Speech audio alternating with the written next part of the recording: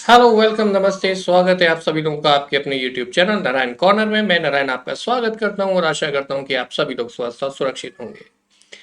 जैसा कि पिछली वीडियोस में हम लोग डिस्कस करते आए हैं और जैसा कि आप शीर्षक भी देख रहे हैं, मास्टर डायरेक्शन केवाईसी में आप आज जो हम डिस्कस करने वाले हैं वो रिस्क मैनेजमेंट से रिलेटेड कुछ कंटेंट्स हैं। तो रिस्क मैनेजमेंट है क्या?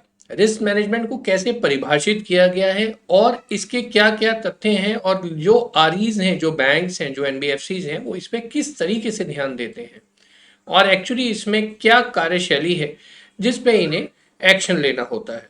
तो जानते हैं आज की इस वीडियो में कि किस तरीके से रिस्क मैनेजमेंट को फैक्टर किया जाता है बैंक्स और एनबीएफसी में।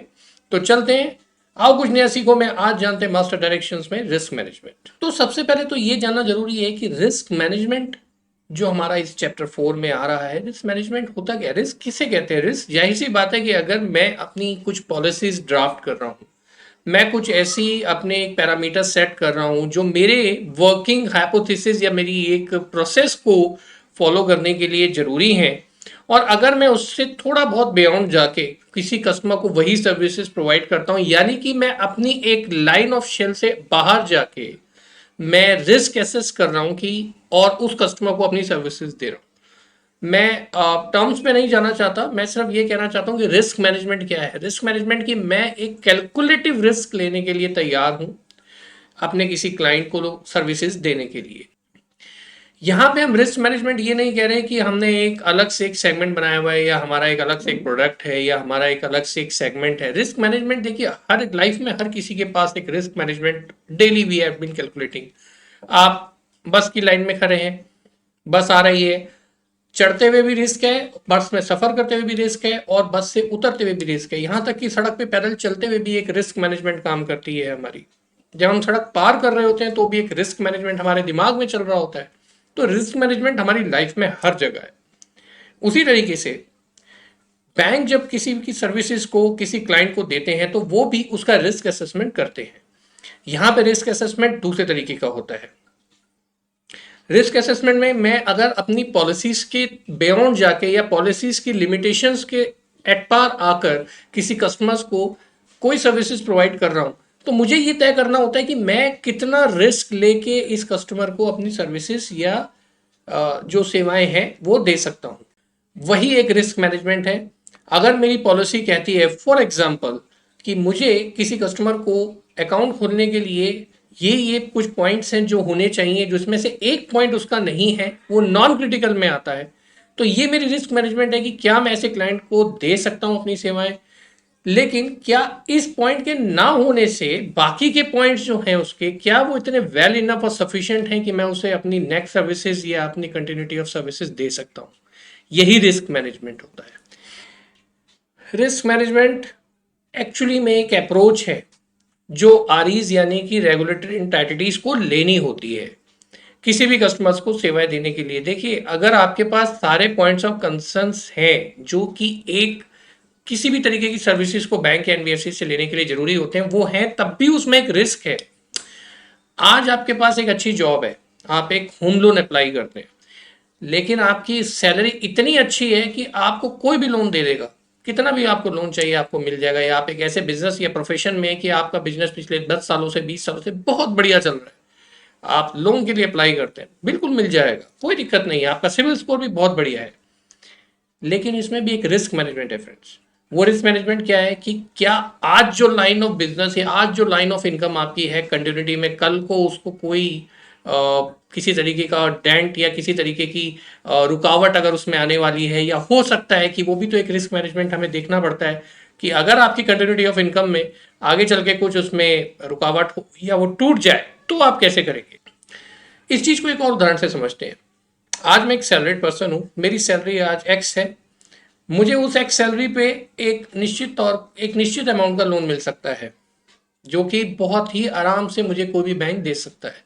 लेकिन वो बैंक ये दे जरूर सोचेगा, रिस्क मैनेजमेंट टीम ये जरूर सोचेगी, या वो देने वाला ये रिस्क मैनेजमेंट में ये जरूर सोचेगा अप्रोच में कि ये जो सैलरी आज आ रही है, क्या किसी काम, ये मेरा जो काम है क्या वो ऐसा काम तो नहीं है जो आने वाले भविष्य में रुक जाए या मेरी सैलरी कम हो जाए या मेरे हो सकता है मुझे नौकरी से निकाल दिया जाए, या इस इंडस्ट्री में आगे की भविष्य की नौकरी की क्या संभावना है।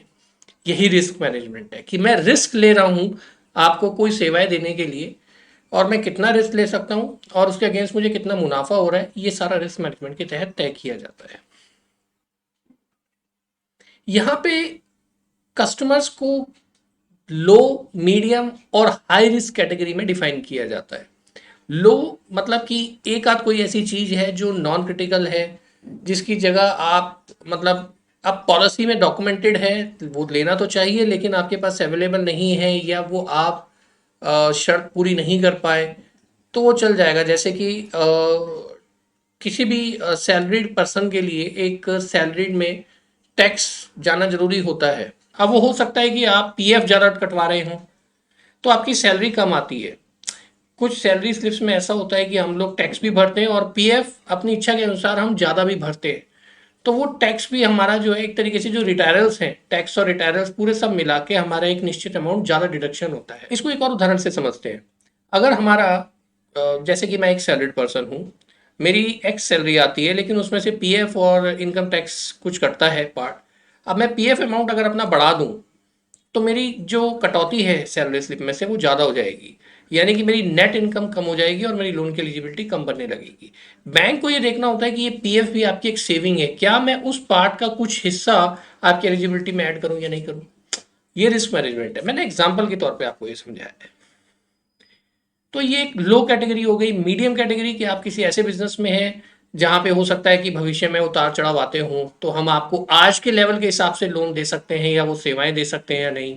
हाई कैटेगरी रिस्क में कि अभी आप ऑलरेडी सफ़र कर रहे हैं बिजनेस फॉल डाउन का, या आप किसी तरीके के रिट्रेंच को फेस कर रहे हैं। आगे वो रिट्रेंच कितना लंबा चलेगा, चलेगा या नहीं चलेगा, या खत्म हो जाएगा, ये रिस्क मैनेजमेंट का काम है। यही चीजें आपको लो, मीडियम और हाई रिस्क कैटेगरी में तब्दील करवाती हैं। अब जैसा कि मैं डिस्कस कर रहा था कि यहाँ पे सिर्फ लो, मीडियम और हाई रिस्क के अलावा और भी कुछ कैटेगरी हैं जो आपको रिस्क मैनेजमेंट में तय करनी होती है। जैसे कि आपका नेचर ऑफ बिजनेस क्या है। अब देखिए, जैसा कि कोल्ड ड्रिंक्स है, कोल्ड ड्रिंक्स अमूमन उत्तर भारत में सर्दियों में कम पी जाती है गर्मियों की अपेक्षा। तो यहाँ पे जो डिस्ट्रीब्यूशन है नॉर्थ इंडिया में थोड़ा सा कम हो जाता है। कम हो जाता है, मैं ये नहीं कहता कि नहीं होता, कम हो जाता है, लेकिन continuity of distribution rest of India में पूरा रहता है। फॉर एग्जांपल मैं बता रहा हूँ। तो यहाँ पे नेचर ऑफ बिजनेस यानी कि एक तरीके से ऐसा हो गया, या फिर आप देख सकते हैं कि कुछ बिजनेस ऐसे हैं जैसे ईंट भट्टे का काम है, वो बरसातों में बंद हो जाता है क्योंकि भट्टी का काम, ईंट भट्टे का काम बरसातों में नहीं होता।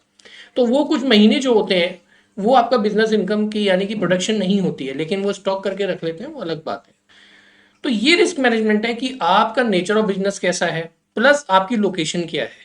अगर आप किसी ऐसी लोकेशन पे रहते हैं जहाँ आए दिन बरसातों में बाढ़ आ जाती है, या आप किसी ऐसी लोकेशन में जहाँ पे पहाड़ खिसकने का या बाढ़ आने का या प्राकृतिक आपदा आने का खतरा है, आपकी इंडस्ट्री को नुकसान हो सकता है, या आप एक ऐसी जगह रहते हैं जहाँ पे कुछ आतंकवादी गतिविधियां भी हैं या कुछ ऐसे रिजॉर्ट्स होते रहते हैं, तो वो रिस्क मैनेजमेंट है कि आपको वहाँ पे फंडिंग करना है, कितना करना है, ये रिस्क मैनेजमेंट का काम होता है। यानी कि बहुत सारे फैक्टर हैं जो आपके इसमें डिटरमाइन करते हैं, डिटर्मिनेशन के काम करते हैं। एक्टिविटी ऑफ बिजनेस, कितने टाइम से आप काम कर रहे हैं, किस बिजनेस एक्टिविटी से आप जुड़े हुए हैं, आपकी लोकेशन क्या है, आपका फाइनेंशियल स्टेटस पिछले 5 साल का ट्रैक कैसा चल रहा है, आने वाले भविष्य में आपकी बिजनेस की क्या संभावनाएं हैं, और आपका जो बिजनेस करने का ग्राफ है वो किस तरीके से आगे बढ़ रहा है, मार्केट की क्या संभावना है। ये बहुत सारे फैक्टर होते हैं जो रिस्क मैनेजमेंट में काम किए जाते हैं। साथ ही साथ अगर आपके कोई डॉक्यूमेंट्स हैं जैसे इनकम टैक्स रिटर्न है या कुछ इस तरीके के डॉक्यूमेंट्स हैं जो ऑनलाइन वेरीफाई किए जाते हैं, जैसे पैन कार्ड हो गया या किसी तरीके के और डॉक्यूमेंट्स, आपके आधार कार्ड हो गया, ये सब जब वो हम ऑनलाइन उसको सर्च करते हैं, क्या वो वेरीफाई हो पा रहे हैं। एज इन दैट केस आप आईटीआर भर चुके हैं, लेकिन आईटीआर जब ऑनलाइन हम वेरीफाई कराते हैं तो वहाँ पे इनकम टैक्स की तरफ से अगर ये कोई सूचना आती है कि ये इनकम टैक्स में अभी स्क्रूटी में है ये केस, या इस जीएसटी में अभी रिवीजन्स चल रहे हैं, या कुछ इस तरीके के नोट्स जैसे हमें प्राप्त होते हैं, तो यानी कि वो अंडर ट्रायल में आ जाती है या वो सैम्पलिंग में चली जाती है। इस तरीके की संभावनाओं में जब हम ऑनलाइन वेरिफिकेशन नहीं कर पाते किसी भी डॉक्यूमेंट की, किसी भी XYZ रीज़न से, तो वहाँ पे भी रिस्क मैनेजमेंट को एक्टिवेट हो जाता है कि जो मैंने ऑनलाइन डॉक्यूमेंट में वेरीफाई नहीं, आपने दे दिया, उसमें स्टैंपिंग वगैरह सब कुछ जेन्युइन है, ऐसा कुछ गलत नहीं है, लेकिन मैं ऑनलाइन वेरीफाई नहीं कर पा रहा, तो मैं उसको फिर निर्धारित करता हूँ इन सब बातों को ध्यान में रखते हुए कि किस कस्टमर की लो, मीडियम या हाई कैटेगरी रिस्क की है। यही सारी इंफॉर्मेशंस को हम लोग गैदर करते हैं और उसके बाद केवाईसी नॉर्म से मैच करते हैं कि जो इन्फॉर्मेशंस आपने दी हैं वो नॉन इंट्रूसिव हैं या वो किस तरीके की हैं, या कोई इन्फॉर्मेशन जो वेरीफाइड होके आई है कहीं वो किसी और इन्फॉर्मेशन को कॉन्ट्रडिक्ट तो नहीं कर रही, काट तो नहीं रही। ये सारी इन्फॉर्मेशन इकट्ठी करने के बाद जब एक तारतम्यता बनती है, कंटिन्यूटी ऑफ इंफॉर्मेशंस बनती है, उसी के बेस पे आपको रिस्क एसेस करके सेवाएं दी जाती हैं।